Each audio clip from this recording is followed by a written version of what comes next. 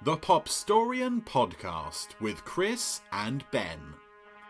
Wait a minute, you ain't heard nothing yet. Greatest crash in the history of the New York Stock Exchange in March. A date which will live in infamy. I have a feeling we're not in Kansas anymore. What are you supposed to do when you see the flash? Duck and cover. I'm sorry, Dave. I'm afraid I can't do that. It's one small step for man, one giant leap for mankind. Well, I'm not a crook. Might have gotten away with it, too. If it wasn't for these blasted kids and their dog. Mr. Gorbachev, tear down this wall. The evil of the thriller. I can hear you. The rest of the world hears you. Great power comes great responsibility.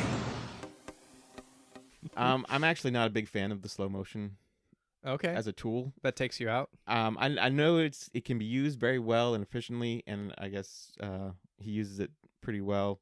But he seems like every time someone gets shot off a building or a cliff or something, he just slows mo's, kind of put it in slow mo. I'm just like, once, but he does it like 3 times in the movie. Yeah, at least. And I'm just like, did it have to be that much? Like every time someone gets shot off a building? And I don't know if it's to cover up a stunt or something like that, or why he slows down. But I think it was an intentional choice. I don't think it was needed. And that's like, I guess, a personal that's fair choice. It's a really interesting thing that he does. He doesn't just show a slow motion shot, but he actually intercuts it with showing the same action at regular speed from other angles, or cuts it in other shots to juxtapose things. And that's the second part of it, is that it's just really disorienting. Sure. In the first gunfight, and I don't criticize him for this because it actually works very well for what he's trying to do. It's like an explosion of violence, like a bomb going off. But he just cuts it so fast, and he almost cuts it out of order, almost. I don't know if you noticed this, but like the horse goes through the window, and then you cut to something else, and then the horse keeps going through the window. Yeah. It's like almost takes it out of the timeline. Yeah. So it's almost not chronological. It's very disorienting, and I guess that's what you want for a gunfight of that kind of. Yeah, I think part of what's going on there, I would presume. And this is the first gunfight in the movie, by the way. It's very. I think he wants to capture the intensity of the gunfight and how fast events like that, like in real life, if you're in a car accident or something, if you've ever been in a car accident, there's a weird time shift thing that happens where time seems to slow down, but also things happen very fast. So there's kind of that juxtaposition. It works for the movie. And I just felt disorganized or disoriented, so I didn't like it so much. Just because it works doesn't mean you have to like it. But it worked so well in the movie, so I don't give him too much crap for that. Yeah. But it's okay if you don't like it. So there's that. Then the 2 big ones here, and I'm going to say the biggest one first because it's got to be said, is that this film, I don't know how to start this. This film doesn't treat women very well at all. True. So this is kind of a big issue for me. This is like all of our other films that we looked at, there's usually one, you might call him a token character, but there's usually one central female character in the film, whether they're treated well or not. In this film, there's none. All the female characters that actually have lines are usually shot. They are killed. Yeah. And so the message that this film kind of gives is that if you don't like what a woman says, you kill her. And that's not good. Yeah. So that's kind of a big issue I have with this film, is that it's all throughout the film. There's a lot of women in this film.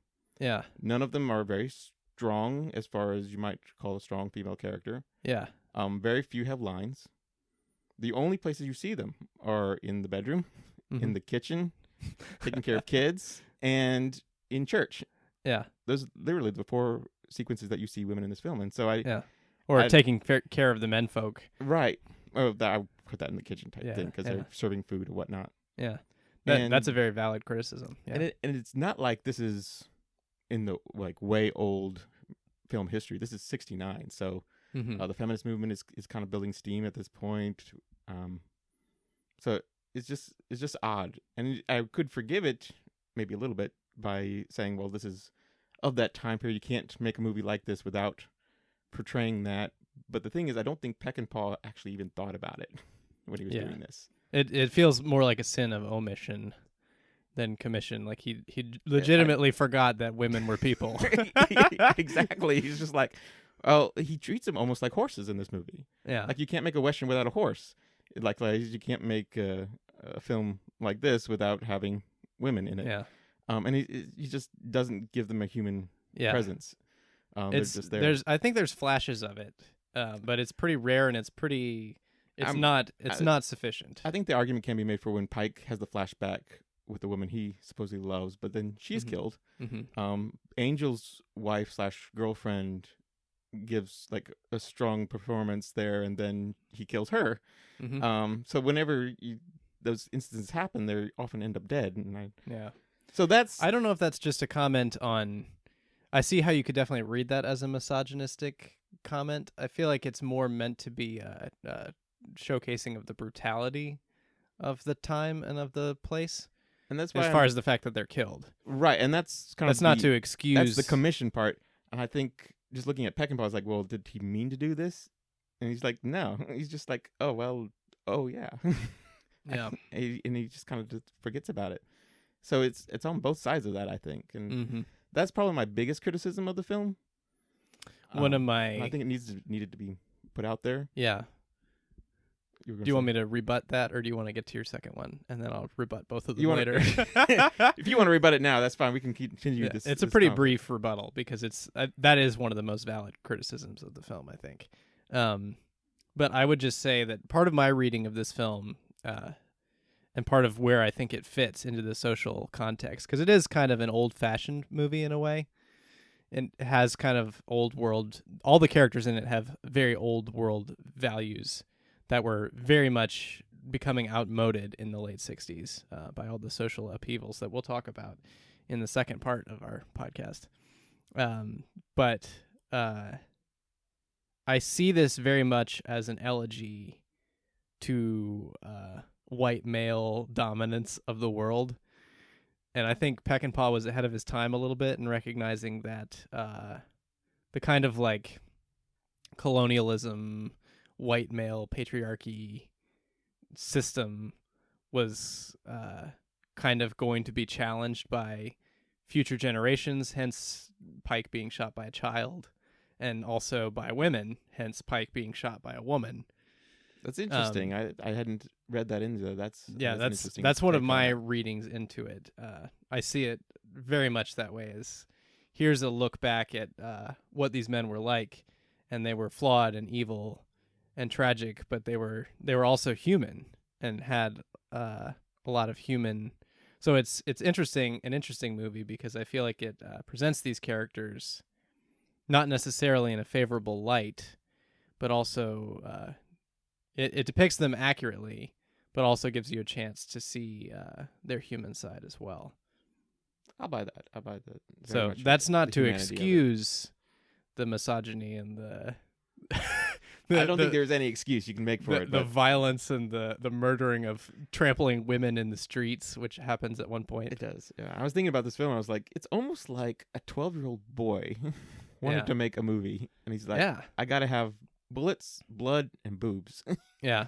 And he puts them all out there very quite promiscuously. Yes, it's there. Although I would say promiscuous by the standards of the time, not necessarily by the standards of today, but maybe not but depends on where your moral center is. Actually, I think even today, like rated R films, it would definitely be rated R today. A little bit more structured, though. Like when you watch a rated R film, usually there's like more. Well, we know this is going to come up here. We know this is going to come up here. Mm-hmm. There's like a structure now of what way you do a rated R movie. At that time, it's just like we need more guns, we need more blood, we need more women here. I feel like it's a little bit more haphazard the way he puts it out there. But maybe it's a shocking movie. I think he meant it to shock people. I think that's what he meant to do. The other thing I think we're going to disagree even more on. Oh boy, this is probably the big one. This is the big one right here. And this is why it's not as much a criticism as just my take on the film, and I think I saved it to last because I know Ben is going to disagree with me on this. Yeah, we already had a little preliminary conversation about this. Whenever I've read about this film, they often frame it as a redemption story, and I do not see it as a redemption story, except maybe in this case of Deke Thornton. Actually, okay, I see it maybe in Thornton's case. because the big argument is that at the end of the movie, there's this big gunfight, and he's there kind of to redeem himself. Mm-hmm. But he doesn't. I don't really see that he does. He goes there to save Angel, but Angel dies. He's not really there to save the village, and the village is not really saved anyway because it's the Mexican Revolution, so it's going to get trampled on both sides anyway. Yeah. He ends up dying. But and he didn't have much to lose either. It's not. He had no money, and he was adrift in Mexico, being pursued by the way I read all the authorities. The way I read this, it was much more not necessarily redemption, but much more at he's just tired. So he's an older outlaw. He's being trailed by these bounty hunters and his old comrade. He's tired. He even says in the movie that he's tired of being, pushed around and pushed to here and pushed there. He has these. I don't know if you've noticed it, but these run-ins with General Mapache a couple times. Mm-hmm. Now you can tell both these men are used to giving orders. Yeah, and they're used to staying in violent situations and things like that. So you can see them butt heads several times. Mm-hmm. And he's almost like, I'm tired of this guy pushing me around. Yeah. So he goes there and he shoots him. Mm-hmm. And it's almost not enough. He's like, because this is silence. Yeah, it's not enough. That's not enough. Important, I think. It's this silence. He's like, and they start laughing. And then he's just kind of continues blasting away. Mm-hmm. It doesn't seem like that's trying to redeem anything. He's just kind of bloodthirsty. He's like, I'm done. Mm-hmm. I want to die. Why didn't anybody kill me yet? Yeah. So I feel like the way I read it is that he's much more of a tired character. The Gorch brothers are kind of in the same boat because they're like, this was going to be my last. It's going to be my last job. Yeah. And even with the brief moment where he's like, I've just been engaged to the one lady. Yeah. Even then they kind of forget about her and just keep on going on with what's going on. Dutch would literally follow Pike into hell. Yeah. And at this point, none of them have anything to lose. So they say, like, Angel's dead, so we're just going to follow you along here. The only one that I think you can make really a good, solid argument about redemption is Deke Thornton, which I think a lot of people write about him is that he's kind of out for revenge on the trail against Pike. And I didn't see that in the movie. I see that he's a man against like a rock and a hard place. Yeah. Because there's several parts in the film where they're like, you would join him if you could. Mm-hmm. He doesn't seem to hold a whole lot of hatred towards Pike. Yeah. So he's chasing him because he has to. Otherwise, he's going back to jail, and he doesn't want that. Mm-hmm. So he goes and he tracks him down. And even when he has the opportunities to kind of close in on Pike, he kind of lets other people do it. And at the end of the film, he takes Pike's gun. He sits down and he's like, I'm done. You guys go back, collect your rewards. Because he kind of knows that they're going to die from... They're going to try to collect the other guy. And he knows. He knows something's up. He knows there. how incompetent they are. So he's like, there's just no point in going with them. And he stays at the gate here. And when it's all said and done, and Edmund O'Brien's character comes back and invites him to go on this trip, he realizes that he's not in danger of going to jail again. He doesn't have to keep tracking his old boss. He's got a freedom now. He can choose his own fate. And I think that's probably the redemption of his character. I don't see a redemption for Pike because he doesn't save anybody. He doesn't even really save himself. And then the other guys are just kind of following him along and kind of maybe in the same boat a little bit. Yeah. So that's my argument. I don't think it's really a redemption story in this film. I think he's just tired and he's just kind of done with the world as it is. I would disagree. I knew you would. Predictably. I knew you would. In the sense that I think it's a story about redemption. I don't think it's a story of his redemption, Pike's. I think what happens there is, so of course early on in the film, in the first robbery, they leave one of the troops behind. Yeah. It turns out to be Edmund O'Brien's Sykes. Is that his name? Sykes? Sykes, yeah. Sykes' grandson. Yeah. Unbeknownst to Pike. But they leave him behind to die and to be shot by Played by Bo Hoskins. Yes. Or Hopkins? Hopkins, excuse me. Bo Hopkins. Fantastic. I loved his performance. Insane. Very evil and mustache twirly. That sounds bad, but it's a great performance. Of an evil like Joker. Yeah. Kind of insane and evil character. That's an interesting alternate universe. Yeah. Where Joker was made in the 70s but played by Bo Hopkins. I would watch that. But at kind of a critical moment, one of Pike's kind of mission statements, his mantra that he lives by, he says, when you side with a man, you stick with him. And if you can't do that, you're like an animal. But and yet he did that same thing to one of not just one of his men, 4 times. One of his men's girlfriends or grandsons. It happens 4 times in the movie. Yeah, it happens several times in the movie where he leaves somebody behind. And I think the redemption part of his story is he realizes that he's not everything that he's cracked up to be. He's played this role for a long time of being a leader, of being a man, and he realizes that he's not living up to his own standards. He hasn't lived up to even his own standard, let alone the standards that society imposed on him, which were much higher than his own standards. So I think the act of him going in there, first of all, it doesn't save the village, certainly, but it does give them a leg up in a sense. It gives them less enemies to kill. Then the other sense is, I think it's a story about him seeking redemption through his own means. Like it's hardwired into him to fight. It's kind of like a live by the sword, die by the sword. And there, you could get into a lot of biblical stuff with Peckinpah because Peckinpah grew up in a religious environment and carried a Bible with him through his entire life. So obviously, religious imagery was very important to him. And I see Pike's character as a sort of image of a sinner who knows that he's damned, and but he has no recourse but to try and fight his own way out of it because he can't see any kind of grace, and it wouldn't even occur to him to look for it. I think his only way is to live by the sword and die by the sword. So I think it's interesting as like a character piece, not so much. It's not a story of redemption in the sense that he finds it. I think it's a story of a tragedy about a man seeking redemption, juxtaposed with Thornton, who actually finds some hope for that.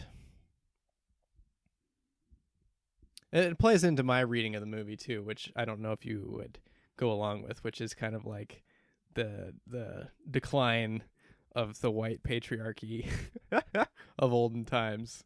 I do like that reading. I think that's an interesting reading. I don't know if that's actually what Peckinpah really intended, but I like that. I don't know. I like that idea.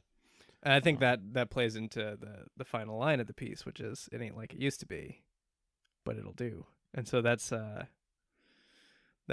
kind of similar with their characters, where they're trying the new way, which is revolution, basically symbolized by the revolution. They're going to try a new way instead of being outlaws. They're going to fall in with instead of being independent, they're going to fall in with the system.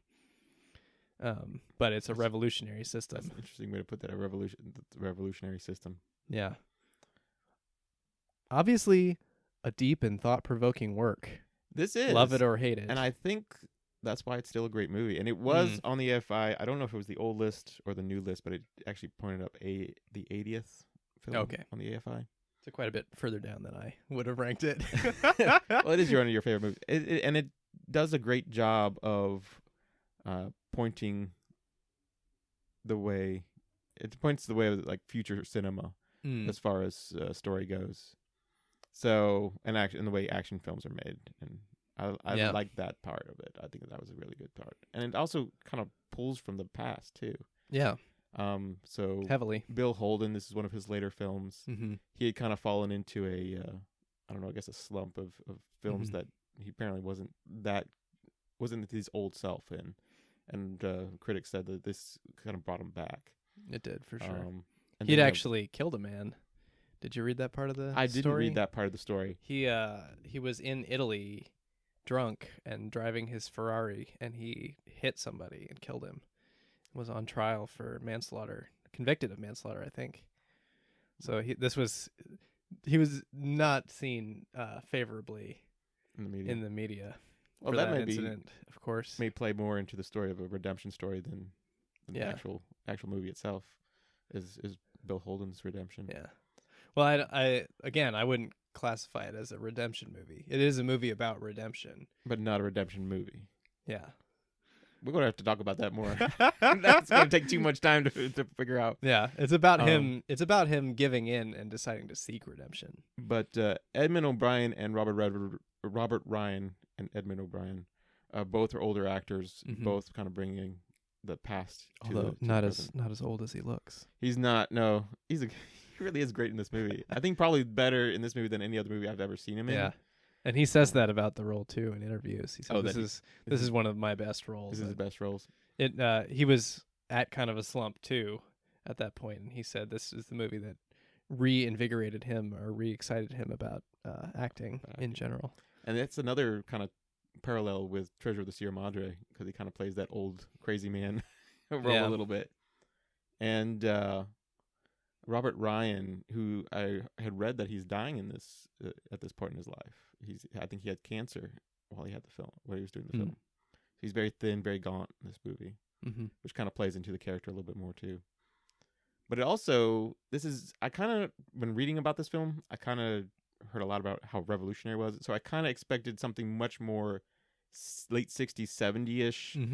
But I was surprised to find that it was very much in the same mold as older Westerns. Yeah. So watching Magnificent Seven, which was done in 1960, or watching even going back to John Ford Westerns, how the scenery is used and how the stunts are done, even the violence. Yeah. There's a lot of old school archetypes. There is. With the train robbery and the bridge being blown up. Yeah. To the point that when Peckinpah introduced the concept of the bridge being blown up, everybody who was working on the movie said, "Really? Another bridge blowing up?" Bridge, yeah. So that became kind of a Western trope. So yeah, it's pulling from the past. It pulls from the past, but explores them in a way that's fresh and interesting for the time. Brings I up think an interesting thing for me is that how it pushes towards Westerns is that whenever you watch a Western now, you get a very strong sense of nostalgia, I think. And this film kind of brings up that idea of romanticism versus nostalgia again. I think we talked a little bit about that in Rio Bravo, but I think, no, not Rio Bravo, but My Darling Clementine, we talked about that. But in this film, I think you feel a lot more of a mixture of that nostalgia versus that romanticism. And I think that will be something that pushes on for future Westerns. Yeah. So I think it's kind of just interesting to look at and how it portrays itself and how it portrays culture at the time. And it's not quite a revisionist Western, but it has some of the elements of one. Yeah, yeah. So very much, I think, a movie that should stand up, and a lot of criticisms for it, but I think a film that does stand up in the first time. I guess in conclusion to before we transition into talking about the 60s, Peckinpah, one of my favorite quotes from Peckinpah is actually about a movie he made after this called Straw Dogs. He was written a letter by a concerned citizen who was very upset by the intense violence and the sexual content and the general explicitness and intensity of the movie. And Peckinpah said of that film,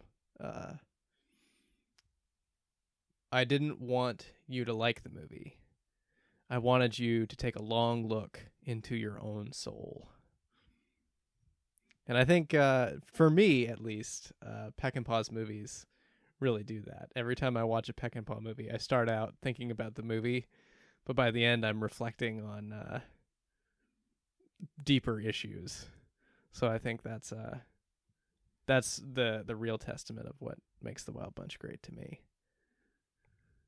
It's an interesting take. I have to look at more Peckinpah films. Yeah. I actually do like the movie Major Dundee. I know that's got a lot of criticisms as far as is it really Peckinpah there or not. Now, do you know which version of Major Dundee you've seen? I don't. I kept it. It's downstairs. Is it? Okay. Look at it. So, I think it's probably one. I think it's more of a revised version of more what Peckinpah had. I think that might be the only version available on DVD, but I could be wrong about that. People are kind of funny about that, for making it. This is how it should be seen, type thing. But I do like Major Dundee. I kind of want to see the Ballad of Cable Hogue. Cable Hogue. That's an interesting one. It looks kind of interesting to me. I don't really want to see Straw Dogs. We talked about that one. And just we've talked about Straw Dogs seems off like the air quite a bit. Too intense for me. I don't really want to see that one. It's his most intense work, other than possibly Bring Me the Head of Alfredo Garcia. I think I've read up a little about that. That looked a little interesting to me. Yeah. Deadly Companions I've seen part of. I want to see the big one that I'm missing is Pat Garrett and Billy the Kid. That was another one we had talked about doing. We considered doing that one for the 70s, yeah, and doing a different film for the 60s, because there's a lot. There's a lot to talk about. We could have done Butch Cassidy, which came out the same year as this and buried it at the box office. Which Peckinpah was not happy about. No. For obvious reasons, but still, I think he thought his film was the superior film.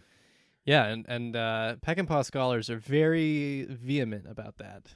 And at least Stratton is. Stratton is extremely derisive about Butch Cassidy, which I like Butch Cassidy. I think it's a good movie. It explores a lot of the same themes. I didn't like it as much as I thought I would like it. Okay. I need to go back and watch it because I was younger and kind of distracted at the time. I was doing something else when I was watching it. So I need to go back and rewatch it. But I had saw clips before the film, so I thought I would really like it. Mm-hmm. And when I ended up watching it, I was not as impressed. So I need to watch it again. Apparently, I need to rewatch Wild Bunch too. Well, I didn't like it as much the first time I watched it.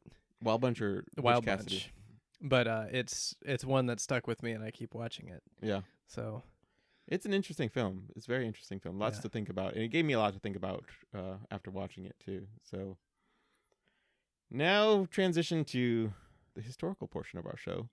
Indeed, this is a pop culture and history podcast. So talking about the 1960s, this film was made in 1969, or released in 1969. Is actually made in 1968. Mm-hmm. A lot going on in this time period. Very much. And I have a few direct quotes from the books I was reading. The one book I was reading is called Quest for Identity. It's a textbook, actually, of the latter part of the 20th century. And this is talking about the youth movement of the time. And this kind of gives you an idea of what's going on at that point versus today. So let me read this to you real quick. I just want to do this. So the birth rates had declined during the 1930s and early 40s. In 1960, the average age was 34. Then the baby boom hit. The number of young people ages 18 through 24 increased from 16 to 45 million between 1960 and 1972. So the average went to 17. That's amazing to me. Mm-hmm. So kind of go. Let's frame the 1960s here for you. This is very young America. Yeah. The average age is 17. To put that of the whole of America. Of all of America. So today, the average age is like 34 or 38, or I forget. It's in the 19. It's in so the we've kind of leveled off to what we were in the 30s. This is the 40s. This is because of the baby boom. Yeah. So the average age is now gone up, obviously, because the baby boom has gotten older. Mm-hmm. But just think about how young America is at that point. Mm-hmm. So you have a lot of pop culture going on here, and this is the rise of the pop culture wave here. So this is a very young America. Mm-hmm. So you have films that are going from that old censored kind of idea of you can't put certain things in films, to like an explosion of violence and sex and drugs. This is actually when the rating system is invented. Is in place. Yeah. So it didn't exist before that. So a film had to meet a certain code in order to exist as of 1938 forward until I think 68, I think, is when the rating system officially becomes implemented. In this time period, people are very interested in seeing all that they could put in a movie. Yeah. And there's also a disconnect between the studios and the audiences, because the studios were old school.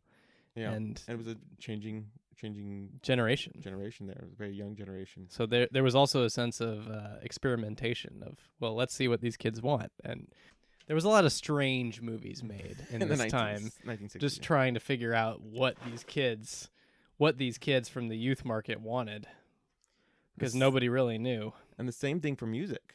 Woodstock will happen in 1969. The Beatles before that. Well, they're actually coming in the 50s too. No, 60. They come to America in 64, 63. That's when their first album comes out. So they in the were. United States. Yeah, they were. They're only recording together for 5 years. They recorded together for. Well, their last album that they record together as a group. I mean, they will release other albums as it's a group. 69 or 70. It's 69. So they were only together, I think, for 7 or 8 years. So they must have started in 62. Well, I'm glad we're doing the music math on this one here. But my point is there's a lot of cultural changes going on here. So let me give you an idea of what's going on in the 1960s here. So the year closed in Dow Jones Industrial is 800. Average cost of a new house was $15,550. Average income per year, there it is $8,550. Average monthly rent is $135. Average cost of a new car, $3,270. That's Toyota Corona, everybody's favorite car. $1,950, and the gas per gallon was 35 cents. So Would the Corona have been fairly new in the United States at this point? Because we were at war with Japan in the 40s. Right. And had we started importing Japanese cars in the 30s? In the I forget how it goes. I know in the late 50s into the 60s, there's kind of this rush of foreign cars. Because in the 50s, everybody couldn't afford one. So we got a lot of American cars going on there. And then in the 60s, Japan becomes a major economic house. So we get a lot of electronics, and we get a lot of cars and things like that. And it peaks, I think, in the 90s. But we are at war. And this is the Vietnam War from 1955 to 1975. And some of the major events there is that I'm going to pronounce this very badly. I'm sorry. Ready? I forgive you. All right. In advance. Ngo Dinh Diem is assassinated by his own generals as part of a coup d'etat that is carried out with the tacit support of the United States. So he was the leader of South Vietnam, and that apparently they're going to make a deal with the North. And then he's assassinated, and South Vietnam is run kind of more or less by the generals there. And then 1964, commanders North Vietnam torpedo boat attacks. This is called the Gulf of Tonkin incident. Torpedo boats in the Gulf of Tonkin are attacked or supposedly attacked, and this opens the door for more troops to enter Vietnam. 23,000 U.S. troops are in Vietnam, and roughly 400 have been killed up to that point. 1966, a program for the pacification and long-term development of Vietnam is commissioned, and then 185,000 U.S. service members in Vietnam, more than 2,700. In those 2 years, those were the numbers that had kind of increased. By 1968, there's a report about an attack in Vietnam called My Lai, and this is still brought up. This is actually really what causes the U.S. home front to go against the war. And this is 1968. This is when the Wild Bunch actually is being made. This happens. Yeah. So, I mean, if you're not familiar with that event, it's estimated that 500 unarmed villagers were killed by U.S. Army troops in My Lai, including women and children and elderly men. Apparently, I guess they had been told that there were Viet Cong in the area, and the villagers wouldn't tell where they were. And so someone starts shooting. In 1969, millions of people across the United States take this to the streets to protest Vietnam. So this is a war that's kind of starts a little bit by the 1950s. Kennedy had sent in, by 1960s, Kennedy had sent in a few advisors. Of course, 55 Eisenhower's president. So he's kind of looking at the issue as a Cold War issue. Yeah, and we've talked about the Cold War in the past, but the heat of the Cold War has definitely been turned up in the 60s, majorly. You have your Cuban Missile Crisis in the early 60s during Kennedy's presidency. Oh, that's something I forgot to do. I usually go through the presidents at the early to begin with. John F. Kennedy is president 1960 to 1963 when he is assassinated. Yes. Lyndon B. Johnson will take over 63 to 69, and then Richard Nixon wins in 1969, and he will start off the 1970s. Tricky Dicky. Yes, although at the time he's kind of looked at pretty fairly, actually. He was very beloved. One of the most popular men in America at the time. Which is kind of interesting considering his status now. Yeah. He had been vice president under Eisenhower. He's an older man by the 1970, which is interesting because we're talking about how much of a youth culture this is at that point. He was definitely seen as the opposition to the youth culture. Now, in 1969, the population in the U.S. is 200 million. Apollo 11, first man on the moon. Yes. Woodstock. Very big event. Woodstock cultural changes. The Milwaukee Bucks signed Kareem Abdul-Jabbar. He will change his name in 1971. Originally, his name was Louis Alcindor. If you're familiar with your UCLA NCAA sports, which I know you're not, Ben. Sorry. The first automatic teller machine in the United States is installed. And that kind of stuck out to me because can you imagine a world without the ATM? Yeah, it's a different era. It really is. And we talked about that on the film, but also about just everyday things. We're kind of turning much more to computers even at that point. Abbey Road is released in 1969, which is the last album the Beatles will record together. They will release other albums later on, but that's one. Walmart incorporates as Walmart Stores, Inc., 1969. Hey, our old friend. Yeah, Wally World. Everywhere now. But they first opened as Walmart in 1962. Oh, wow. Think about that. In 7 years, they had exploded as an entity on the... It's pretty remarkable. It really is. But yeah, the 1960s, particularly 1969. Yeah, it's the late 60s are kind of like when around the 67, I think, is when Haight-Ashbury happens. There's a big gathering of hippie types, and the kind of like Summer of Love was in 67. Some people even say that the 60s only lasted through the summer of 67. So there's a lot of like the free love movement is happening. There's this kind of rejection of traditional values and ideas, and kind of pursuit of not just new forms of art and culture, but new ways of living and doing life. And a lot of those ideas led to some crash and burns. So you have a lot of overdoses during this time. People like Janis Joplin and Jimi Hendrix, right? Yeah. Who died as a result of drug experimentation and addiction. But there's also interesting going on is the social upheaval. Not just there's a rise in assassinations, of course. Martin Luther King, which happened in the same year the film was being made. Martin Luther King Jr. and then Bobby Kennedy after that. Yeah. And I guess that would play into the whole what they call it, the melees of the 1970s.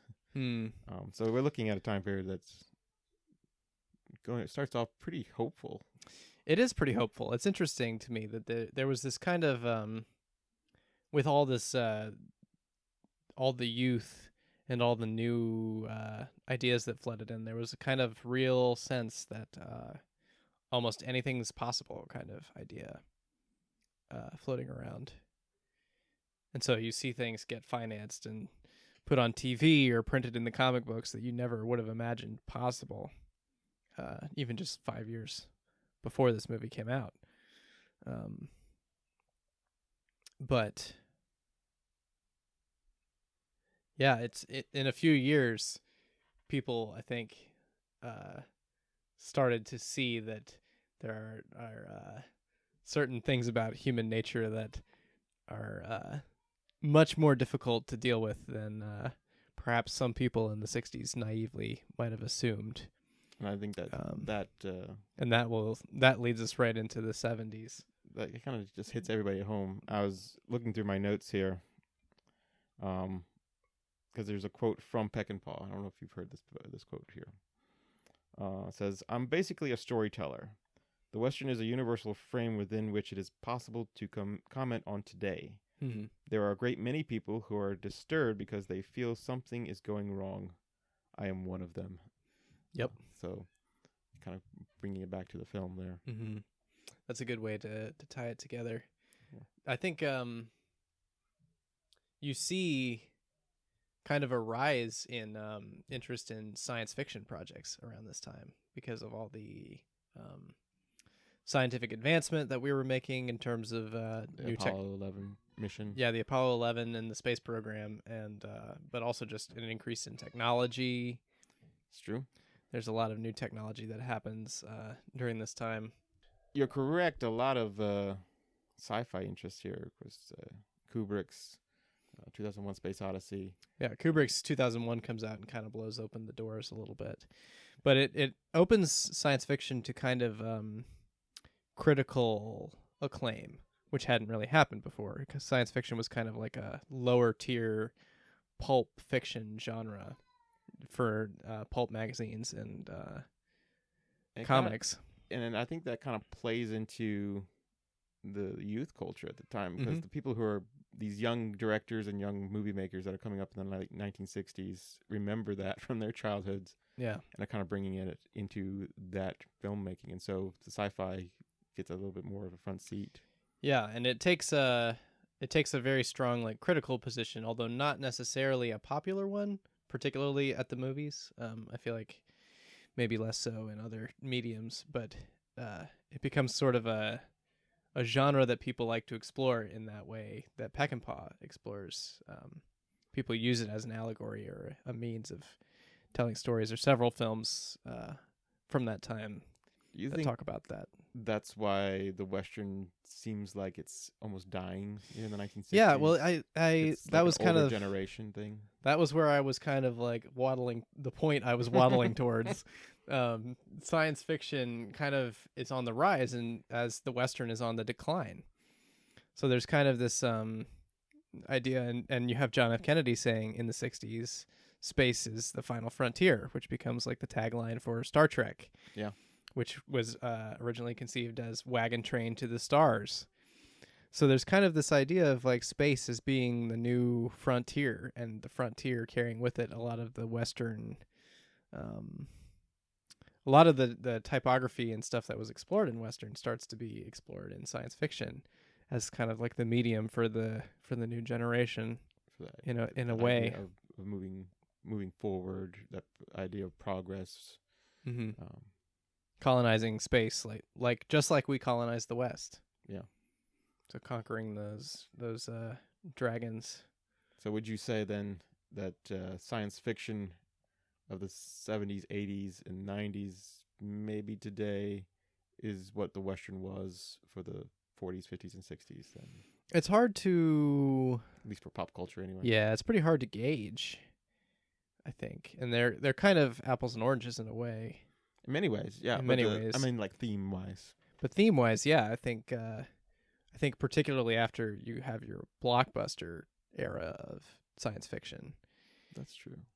Once you have your Star Wars and your Alien and your E.T., yeah, those movies really opened the door for science fiction to become what the Western was in the 50s, which was the kind of a vehicle, an empty vessel into which you could pour whatever story you want. Right. And you see a lot of all different kinds of like Support Your Local Gunfighter and Blazing Saddles that are comedies, but set in the Western motif. Yeah. So it was kind of like it was a setting almost as much as a genre. And I feel like the same kind of became true for science fiction, although more gradually over the course of 60s and 70s. stay tuned to the Popstorian podcast if you want to know why I'm bringing up science fiction in our podcast about Westerns. Well, we weren't going to spill the beans on that too soon. Well, there's a lot there. There is. There's a lot happening, and it's a big change in America. So, of course, with the automatic teller machine, Apollo 11, technology is changing. Yeah. Movie technology is changing. Some of the stuff that's way of storytelling. Yeah, you've got Easy Rider that year, which was kind of a big studio movie. It's low budget. Given a low budget and treated as an independent movie. Yeah. So it's kind of the initial popularization, I guess, of independent film as a means, and the technology was getting small enough that you could actually travel around the country and shoot a movie without having the support of a giant studio behind it. Yeah, that is also on the AFI 100. It is. So I guess it's a big year in the movie world. Man, I think we're kind of running off the tracks here a little bit. Well, let's bring it down.